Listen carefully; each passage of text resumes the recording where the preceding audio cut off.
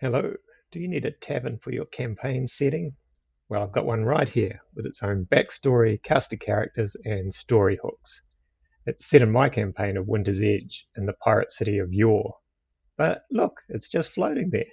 You can pick it up and plonk it in your own world if you like and make a few tweaks. Do your dungeon mastering stuff and you'll be all set. First, let's take a look at the map. You can take a screenshot of this if you like. I'll scroll around in it. Feel free to take a screenshot wherever you want. It's a two-story building with a variety of balconies and rooms jutting off it. At the end of the video, I'll do a fly-through of the 3D model so you can get a feeling of the 3D space and how everything works. And if you're just looking for a quick tavern map, that's probably all you need from me. Thanks for stopping by. Leave a like if you're feeling appreciative, and subscribe as I'll continue to roll out more content like this. The rest of the video is for you deep divers out there, and I'll drill down into the lore, the descriptions, the NPCs, and story hooks found inside the Mermaid's Legs. Now, your first question, of course, is going to be, why is it called the Mermaid's Legs? The Mermaid's Legs is an old tale about a beautiful young mermaid who fell in love with a sailor. She agreed to have her tail turned into legs by a generous sea hag so she could live out the rest of her life on the land with her sweetheart. There are quite a few different endings to this story, some good and some bad, but what is universally agreed on is that the sailor term getting the mermaid's legs means having the yearning for a fresh start and leaving your old life behind, quite often associated with falling in love in a new port, which is quite a common occurrence with sailors apparently. So calling the tavern the Mermaid's Legs is rather apt, as many people look to start a new life in this lawless pirate town, and they try to leave the troubled past behind them. The Mermaid's Legs is the predominant tavern in the pirate city of Yore. It is owned and operated by Pirate Lord Bowl and has become the informal hub of its entire operation. The tavern sits on a small plateau atop the Cogs district. It overlooks the docks and the ocean. The patrons often enjoy sitting out on its many balconies and watching the ships come and go. And description for the exterior. The Mermaid's Legs is a large, ramshackle two-story building that overlooks the docks of Yore. It seems to be made from all manner of reclaimed wood salvaged from old boats. It is capped by a high-peaked roof that sags in the middle. Kriska scurry across the building, hanging from its many balconies and climbing the many angled wooden pillars that prop the building up. There are many people in view as you approach the Mermaid's Legs. It's been a warm day and the tavern's patrons fill the decks and upper balconies. They are a hard-looking bunch. Most seem to be sailors or pirates, and all seem to be having a good time. You can hear singing and laughter. The ale appears to be flowing. As you approach the main entrance, you see a notice board nailed to the outside wall by the door. There are a number of papers and posters pinned to it. A huge grizzled orc leans on the other side of the door. He's been keeping a lazy eye on the patrons along the lower deck outside. He nods at the party as they approach, and then goes back to watching the crowd. It seems you are free to enter. Hearty singing and the sound of good cheer come from within.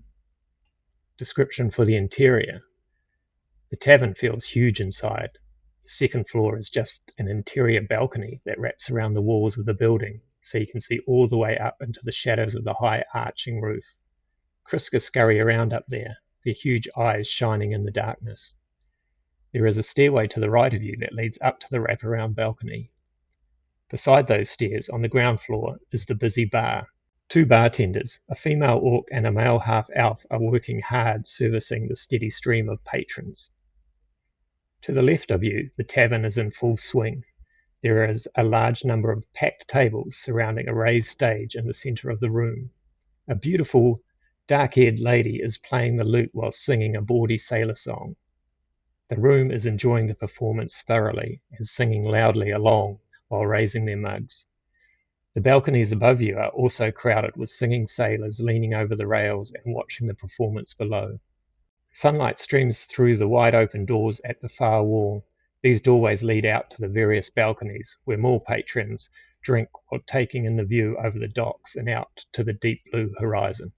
Let's go over some of these key locations found on the map. Number 1 is the fighting pit otherwise known as Bowl's Hole. For most of the time, this area is covered over by a stage set across the railings surrounding the pit. On the stage, various performers keep the patrons entertained. The current performer is Esmeralda, a talented bard who inadvertently charms her audience when playing and has earned many admirers. Pirate Lord Bowl is one of these admirers, and Esmeralda knows she is walking a fine line by keeping his favour while deflecting his advances. A possible story arc could have Lubbers asking the party to keep an eye on Esmeralda at Bowl's request. Their instructions will be to protect her from overzealous suitors and make sure she is going nowhere, as Bowl likes having her around. This could eventually lead to the party helping her leave Yore and escape the clutches of the possessive pirate lord. On the tavern's busiest nights, the stage will be removed and the tavern's champion will face a challenger in the waist-deep pit known as Bowl's Hole. The challenger is determined by a week-long tournament held each night in the tavern. The champion at the moment is Kurok, a huge, arrogant orc of surprising skill. The champions are well paid while they remain undefeated, and will usually find their way into Pirate Lord Bowl's inner circle of elite warriors when the reign ends. Area number 2 is the bar. It's your basic bar with drinks ranging from pig swill beer at 2 copper a jug to the top shelf wobbling whiskey, going for 15 gold a bottle. Although food isn't served as a menu item, a pig is often spit roasted outside, and a plate of a few slices is sold for 2 copper pieces. A plate of stale biscuits and a watery gravy can also be bought alongside this. Area number 3 is the storeroom, which is just a dingy back room that holds a stock of barrels and bottles full of alcohol. Area number 4 is the notice board. A mess of papers and posters are attached to this board, and players might be able to find work or a small side quest amongst the jumble. Examples can include a notice from Quince Quigley, a gnome editor, and he's looking for some muscle to help him run his struggling newspaper business. It's not easy exposing scandals in the lawless city of Yore. Another notice is from Lady Jasmine, and she's looking for her missing cat, and it seems like lots of cats have gone missing north of the Nobles district. And there's also a notice there inviting challengers to join the Bowl's Hole tournament. Number 5 and 6 is the privy, a functional area for men and women to powder their noses. Let's not analyse that area too much. Number 7 is the meeting room. It's a gentleman's area of sorts with its own private bar. The door is often closed. Pirate Lord Bowl will use this room for important meetings, free from the prying eyes of the Krisker. He will also host exclusive poker games here where business can be discussed. Number 8 is Lubbers Tables. This is where the right-hand man of Pirate Lord Bowl, Lubbers, spends most of his days and nights. He is the friendly face of Bowl's criminal empire and keeps the whole enterprise running smoothly. From these tables, he often organises jobs and has a number of runners ready to deliver messages all over the city. He often hosts a full table with a variety of characters linked to the criminal world and will happily chat to newcomers looking to make a name for themselves. He might even offer them a small job to see how they perform. This introductory job will be to give one of Pirate Lord Bowl's enforcers a bit of a thrashing. The enforcer, a nasty ogre known as Big Tom, has been taking advantage of the establishment he is supposed to be protecting, and he needs a bit of straightening out. If the party manages to beat him down, they should tell Big Tom that Pirate Lord Bowl sent them, and that Big Tom needs to be more professional. If they lose, they should not mention it to anyone and probably never show their face at the Mermaid's Legs again. This area will also contain 2 of Pirate Lord Bowl's bodyguards, who guard the door to Bowl's room, while they also keep a protectful eye over Lubbers.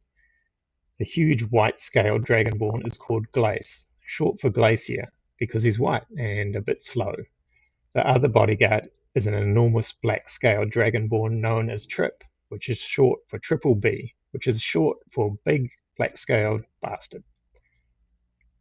Room number 9, this is where Trip will sleep if Pirate Lord Bowl stays in his room. And room number 10 is Pirate Lord Bowl's room. This is one of the many rooms in Yore that Pirate Bowl operates from, and he can often be seen watching over the docks from his own private balcony. He seldom sleeps here, as the tavern can stay open all night. Instead, he will spend most of his nights aboard the Huntsman, his heavily guarded warship. And let's do a quick fly around of the actual tavern to give you an idea how it all works. This is the main double door entrance here, usually with an orc on this side and the notice board on this side. You can see it's 2 stories tall with a very high roof, and these are the balconies that jut off it.